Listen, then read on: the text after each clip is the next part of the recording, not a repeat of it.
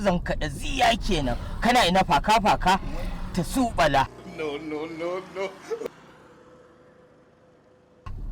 Wannan ba mu san mu wuce ta ba. Alƙur'an ba mu san mu wuce ba. Baiwar Allah. Tafiya ne, shigo mana mu rage miki hanya. Ki shigo mana. Ka duba. Baiwar Allah, magana muke miki, ga zafin rana ga AC a mota, ki shigo ki huta. To ko ke ba? Haba. Ka gani? Ita rayuwar nan fa sai a hankali.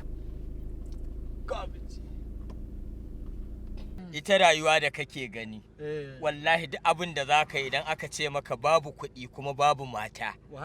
Wahala za ka sha mana.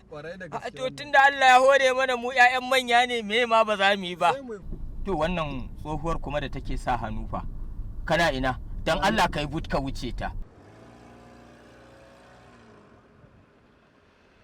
Ka duba wannan tsohuwar dan Allah dan Annabi. Ita ba za ta nemi ta bare ba. Wannan za ka ɗauki wannan. To ya za ma ka ɗauke ta? Ka nemi masu tura na mankin nan. Ta bare da za a zuba ta a bodi. Yawwa. To in kana ɗaukar irin wayannan 'yan matan ma suna ganin kawai. Wallahi ba za su shiga motar ka ba. Ba shiga motar ka za su yi ba. Komai ba komai. To ita rayuwa ba yadda ba za a yi abin nan ba ai. Yawwa. No.